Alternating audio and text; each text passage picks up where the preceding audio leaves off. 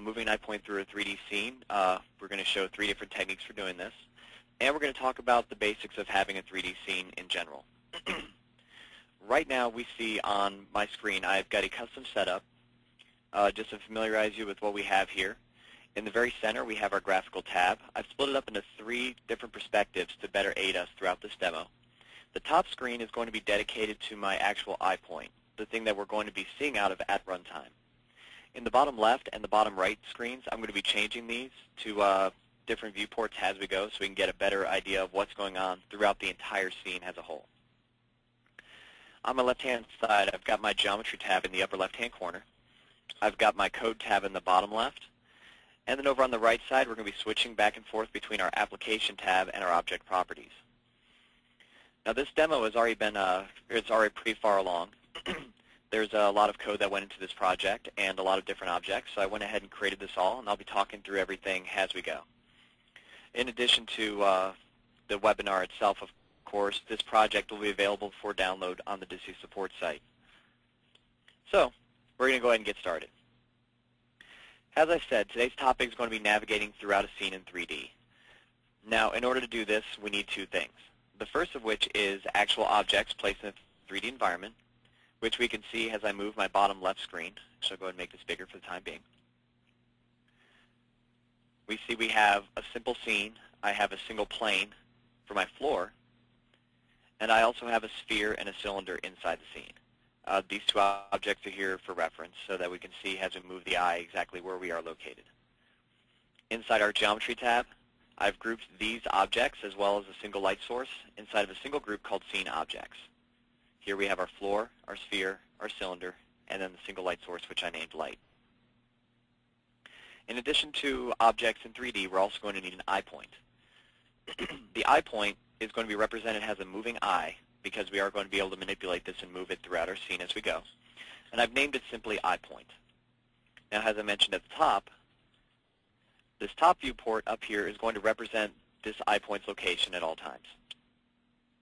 We'll note before we begin that inside the application tab, I've set my projection to start out as an eye point, and specified eye point has that particular default view. So that's what we're going to be looking through at runtime at all times, and we're not going to change from that throughout this entire tutorial. So I mentioned that the first thing we're going to talk about is actually what goes into a 3D scene. Well, we have our objects in 3D, and we have our eye point. The one important thing to mention about actually moving in 3D as opposed to 2D is draw order. In a 2D scene, objects are drawn from the top being the first thing drawn to the bottom in our geometry tab being the last thing drawn. This will also happen in 3D unless we set a very important flag. For my sphere and my cylinder, I've selected Effect Z Buffer. By default, this comes unchecked. When this value is unchecked, the draw order will appear literally from the top to the bottom. But when we check Effect Z Buffer, the draw order will change significantly. Instead of drawing from the top to the bottom, what we're actually going to do is we're going to actually draw into the Z buffer, and then when we go to place another object, we're going to test against what's already there to determine whether or not the object is actually drawn. To demonstrate this, I can simply move around my viewport. When these values are checked, if we look in the lower left-hand screen, let's bring this up.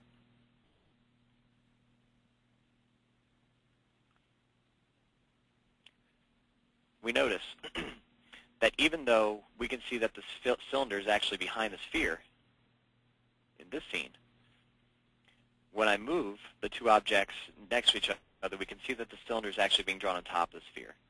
The reason for this is, as I mentioned, draw order. The sphere is drawn first, and then the cylinder second. So to remove this and actually get it to draw properly, we just check Effect Z Buffer, and we're actually going to draw based on depth rather than draw order. So that's the first important thing. The second thing we need to look at is our eye point. Now, as it stands right now, we have a single 3D scene. We have an eye point, and that eye point is not moving. What we're going to do is we're going to talk about several different ways to navigate inside a 3D scene. The first and probably most archaic method I'm going to talk about is probably the way that most people would imagine you'd want to move it first, and that would be using a dynamic path. So I've already created a dynamic path object. What a dynamic path does, as we know from most objects, a dynamic path will allow us to set a set of states. Expanding the Object Properties tab will actually be able to see these states, where you can set a value, which that value will be literally what you specify that you modulate across. So in this case, if I'm going from the value 0 to the value 100, what I'm going to do is subtract 2500 from an x location and rotate y by negative 45. What this means, for any object that this thing affects, which in this case we're going to have it affect our eye point. However, for the sake of demonstrating, I've actually created a new preview object. It's called test path. I'll go ahead and make it visible now. And if I move to our eye point's location inside my smaller viewport, we can actually see that all this is just a graphical representation of my eye point drawn in gray. So this object is going to be used to show us our paths. The one downside to using this technique for drawing eye points is that you can't actually preview the eye point in the editor. You'd have to test it at runtime. So what this will do, as we go through our values, and we can see as I zoom out that my dynamic path is this black box that just got drawn around the screen. All I'm doing, and I'll go ahead and expand this out, is I'm specifying I want to move this test path, and I want to move it through. I'm going to check Show Preview State so we can actually see where this thing goes. But essentially, all it's going to do is just form a giant box around my entire scene, starting from this position in my lower left. So we'll go ahead and switch to our ZX view so we can actually see this. Starting from our camera's position right here, we have our eye point, or our test path, showing us that first we're going to move to this position, looking down towards the scene. And then we're just going to kind of follow this box, setting points at every single major cardinal direction as we move, so on and so forth. Now we can preview this in real time.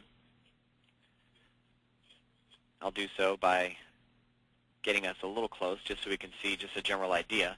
But when a dynamic path moves, as we use our preview value slider, we can actually see, actually it's going to move down to this point first. As I slide this value, we'll be able to see very slowly we have this gray object just appeared on the screen. This is showing where we are inside the, or where the what this particular value is versus what it actually would be at runtime. So we can see as we get closer to 100, we start meeting that very first point. And then once we exceed 100 and go on towards 200, we can see that we get closer and closer to this object. Moving on, we can see that this will simply draw a giant orbit around all my objects in the scene. Now, as I mentioned, the one big downside to using this technique is that we don't have the benefit of actually previewing it with the eye point. There is another technique that we can use instead, which will give us that functionality, but I'm going to go ahead and continue showing this one first. So I'm going to go ahead and hide the test path. And now we can say we've got our dynamic path. We know what our states are. We've seen them. Now the question is, how do we actually get this to work inside the editor? This is where the code comes in. Inside our calculate function, I've created a simple function, or a simple setup right here. We create a simple or a static integer. I'm going to call it mod, because this is what we're modulating across. And then what we do is we call dynamic paths move object function. This function takes in two parameters. The first one is a display object, which display object is the base class of all GL Studio objects, so an eye point qualifies. That's the object that literally is going to be moved. Then the second value is what we want to move it to. So that would correspond directly to that value parameter that we see inside the dynamic path. In this case, we go from 0 to 800, which is 9 positions, one for each of those cardinal directions.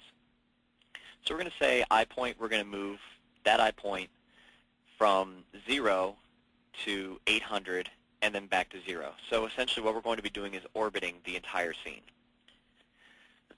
the very last step is take mod, and we'll just do a plus equals 5, so we can actually get it to move and update every single frame. So that's all we need for right now. We'll go ahead and show this first technique. Simply build this and run, and our scene will appear. And we can see, sure enough, that our camera is actually moving through our predefined states. Now, this can be a little bit tedious as far as the effort going into actually making this work, because, like I said, we can't preview these values. We can't actually see what they're going to be, so it's a lot of guess and check at runtime. However, there is a couple of functions inside the moving eye that will make this easier on us. One of which is the look at function. If I go inside initialize, and I tell the eye point at the start to look at object, this value takes in a string. That string will correspond to the name of the object that we want to actually be watching or orbiting. In this case, let's say we want to go ahead and orbit the sphere object. So I'll pass in the string sphere. What this will do, if I save and regenerate, this will take a little bit of the guesswork out of at least the rotation. So when I actually run, we'll notice that no matter where the camera actually is, the sphere is always in the center. So this will help us a little bit, but it's still not an optimal technique, because what if we don't necessarily want to be looking at a sphere? Of course, we can change what object we're looking at using that look at command other places.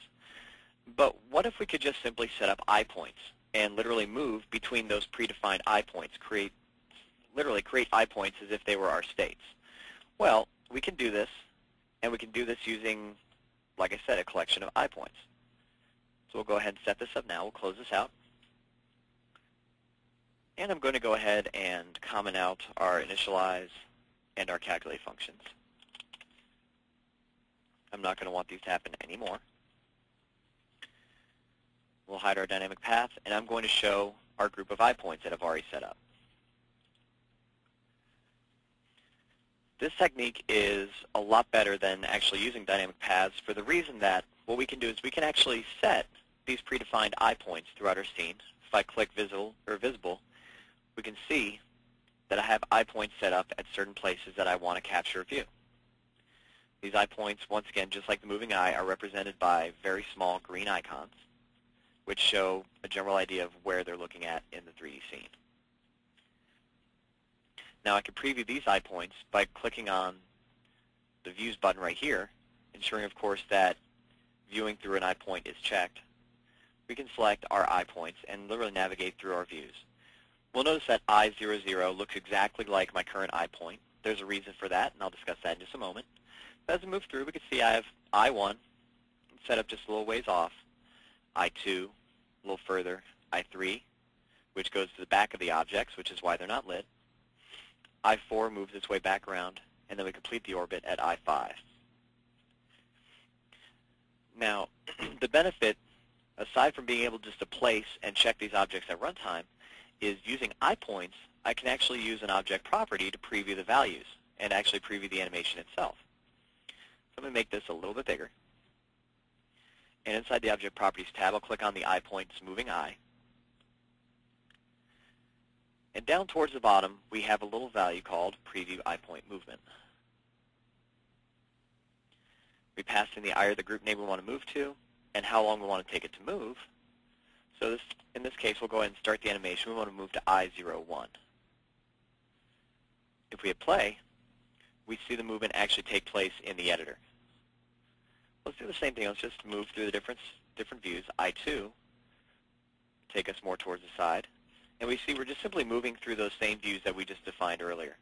View 3, which is the one from the back. We can kind of set ourselves to go through I.4. And then we can go I.5 and back to start. So we've seen how we can actually move this in the editor.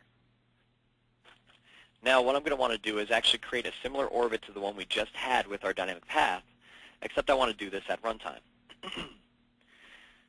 The first thing I'm going to want to do inside initialize, I want to go ahead and get the ball rolling by telling the eye point to move to an eye point, or telling our moving eye to move to an eye point. So we'll say eye point, which is a moving eye. I want you to move, and we can see that has auto-completion fills in. We finally get the function move to eye. We click on this, it takes in two parameters. The first one's an eye point, which in this case we'll say I00, which is our starting eye. We'll move to that starting eye just so we don't actually start going off in some awkward direction at the very beginning of our application. And once again, I'll demonstrate why here in a second. And we'll give it a move time of something that's very quick. All of our other move times will be about 2 seconds. This one we'll set to 0.1. The reason we do that is because we're simply just going to be snapping to that position. We'll notice that between eye point and I00, we got to move actually back there first. Notice that the preview value persists between eye point and I00. By default, eye point and I00 are actually located at exactly the same spot. Another way to see this is if I literally look at it in my 3D view, we see eye point and we see I00. Notice that I select both the objects. We don't really see much of a change in the bounding box because they're located in the same place. So, what we're going to want to do, inside initialize, we want to move to eye. Like I said, we want to start at that first eye point position and pass it in a very quick time. And what this is going to do is start the ball rolling. We're going to lock to that position, which it shouldn't have to move very far because it's very close to the actual location itself. And what this will do is, once it completes its move, it's actually going to fire an event that says that the eye point's movement is complete. Now what do you want to do? This is where our object callbacks come into play. For our moving eye, I've already set up a little function. I'm going to say if our eye move is complete, which by the way, this is one that's predefined. If we hit insert predefined code, we can see that it's this value right here, moving eye move and completed. And you can see it drops in this if statement right here. Get rid of this because we've already got it. All we're going to do is increment the eye. Now I have 6 eye positions, 0 through 5. So we'll say that inum is 1 more than it was, and then modulate that value by 6 to make sure we stay within that clamped value of 0 to 5. And then we're going to call this method that I wrote called move eye point and pass in that eye number. Looking at that method, we see that it's nothing more than a switch statement. Starting at 0 and moving all the way up to 5, all we're going to do is call this move to eye function over and over and over again. So starting at 0, moving all the way down to 5, and then back up to 0, which, as we saw, was our base position. So we're going to be completing that exact same orbit that we were completing earlier. One thing you will notice is that I haven't actually specified any value or any second value for the speed here with move to eye. When you don't specify a speed value, it will default to 2 seconds. So at this point, I'll go ahead and save, generate my code. And now, inside my scene, we will see that my application now moves through its eye points. Every 2 seconds, it will switch to the next one. This is a much smoother animation, and the obvious benefits to this will be that we always know exactly where our eye is going to be moving at all times because we've already defined inside the editor and seen the animation in the editor where it's going and how it's going to look when it gets there. So this is our second technique. Now, just as a little bonus, I kind of threw in a third technique here. The first thing I'm going to do is actually get rid of my initialize method once again because I don't want it to move at the beginning. What we're going to do is we're actually going to capture some keyboard input. And we're going to use that keyboard input to move the camera in real time. And remember that just like everything else, as I mentioned, the eye point or the moving eye is a display object. Display objects have a number of functions that can control exactly where their location is in 3D space. If I go to my parent group, and notice I created a parent group called Event Catcher, I want this to catch any event that no other event or no other object in the scene will catch. I've created an object callback. Now I'm going to go ahead and make this big. This is where the meat of our coding actually took place for this particular exercise. The first thing I do inside here is I check my EV. Now EV, as we can see from the arguments, is a display event pointer that's passed in to all of our callbacks, as well as a pointer from the object itself. What I'm doing here is I'm checking EV's event type. Now the question would be, well, what is event type, and what is this event keyboard? To see these, we can open up two very useful files. The first one, we're actually going to open up a piece of generated code. So I'm sitting at one of my callbacks right now. The next one I'm going to open is going to be inside our GeoStudio installation directory.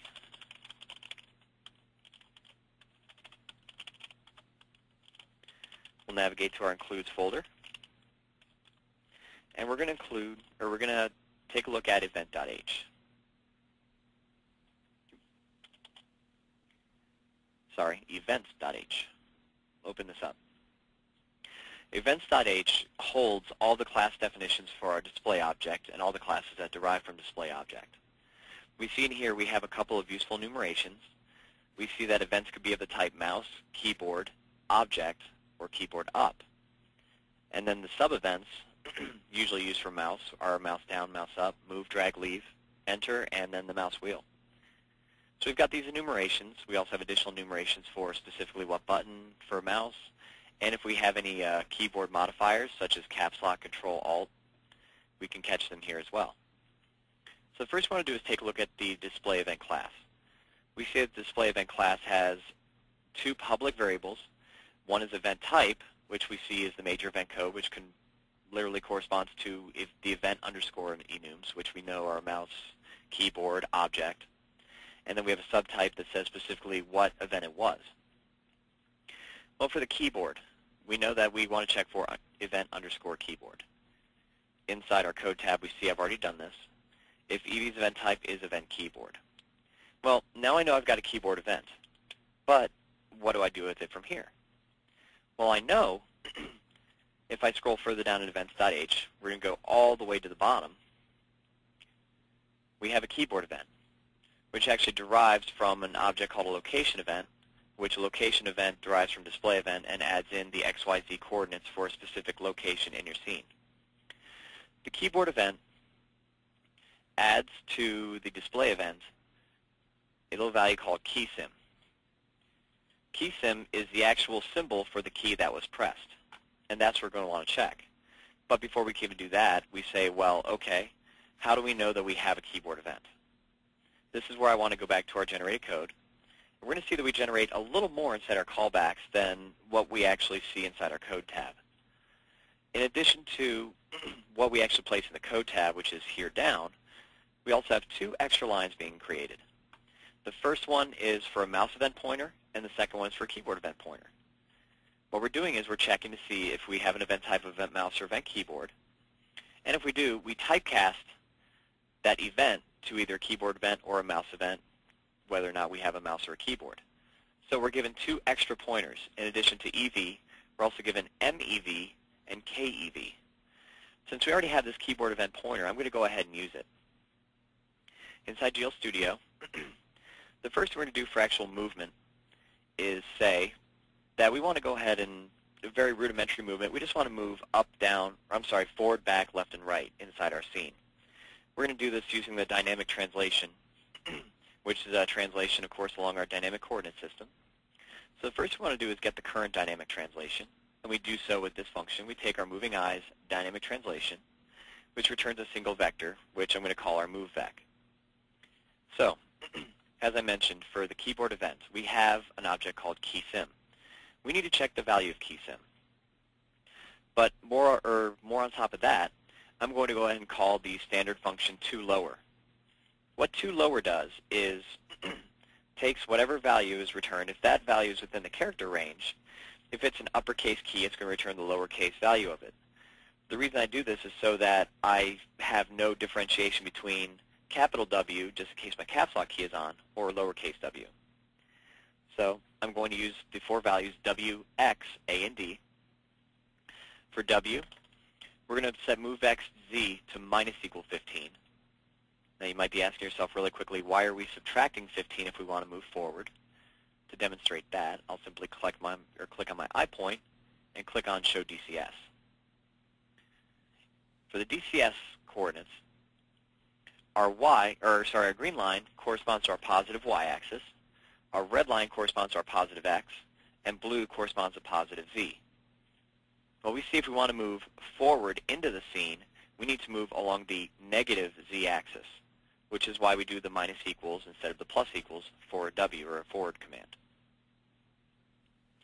Same thing, x is backwards, so we're going to do a plus equals on 15. A and D are our left and right. If we're moving left, we want to move along the negative x, so we're going to subtract 15 from there. And then for D, we're going to add 15 because that's going to go along the positive x. Now the values I chose 15 are arbitrary, and it just depends on how large your scene is or how much you want to move with each key press, what those values would be. I also added in a couple additional helper keys, 2 to be exact, one of which is going to be the M key. The M key shows off one more function of the moving eye. I have a function inside the moving eye called abort move. If I'm in the process of navigating through an eye point, so if I'm moving, in this case, like if I'm moving from I00 to I01, if I call abort move, the move will just stop midway. The important thing about this is it will not fire an event complete event, or will not fire a movement complete event. So my iPoints object callback, which literally just orbits as soon as the move's complete, it starts a new one, will not happen. What I'm going to do is I have a single Boolean, this class variable, just a Boolean, I call it moving, set it equal to false at the start. What I'm doing is simply just reversing the value of moving. So if I was moving, now I'm not. And then what I'm going to do is check if I'm in the process of if I was in the process of moving, I'm going to stop. If I was not, I'm going to go ahead and start moving, and I'm going to start moving based on whatever eye point I was at previously. The other thing I have going, if I'm pressing L, L is just going to toggle my look at. So if I press L, I want to look at my sphere. If I press L again, I'm just going to kind of toggle. Say if I'm currently looking at, this is an overloaded function look at object, and it can either take in a string or return a string. So in this case, if I'm looking at my sphere, I just want to say I'm not looking at anything anymore.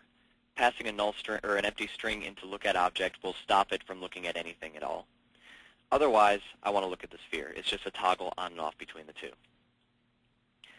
Looking back at the movement commands, we've modulated this movement vector, the Z or the X, depending on what key was pressed. If we've pressed one of the movement keys, the last thing we have to do is actually apply this back over to the moving eye.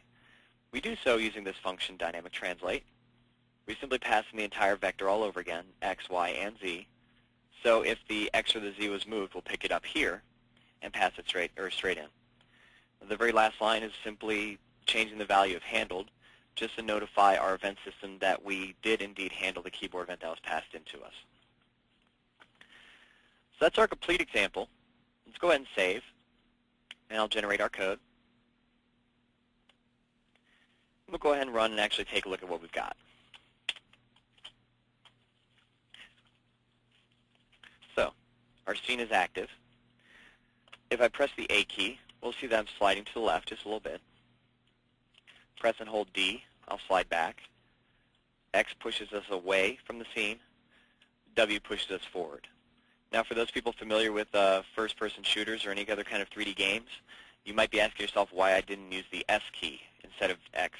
So instead of WXAD, why didn't I use WSAD? The reason is because I still want to keep track of my statistics, and my S key is already bound to that. By default, when you press S, it brings up statistics information, which shows you how fast your application is drawing, and any other information such as how long it's taking your draw, your pre-draw, and your calculate functions to complete. So, like I said, WXAD moves me through my scene. We can see that I'm moving myself away from my sphere.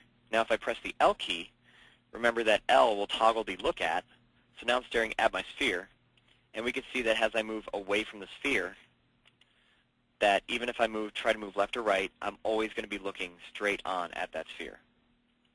Pressing L again will break that, so now I can continue to move away. And then finally, if I press M, we'll begin my movement. We start at 0, and then we just modulate through. I'll stop in the middle, move away, press L. We're staring at the sphere again. Press L again to break the lock. Then one more time, M will snap us right back to the eye we were last at. And then just keep on moving from there. So that's our conclusion to our basic navigating throughout a 3D scene. Hope this presentation was informative to you. Once again, thank you, and this concludes our webinar for today.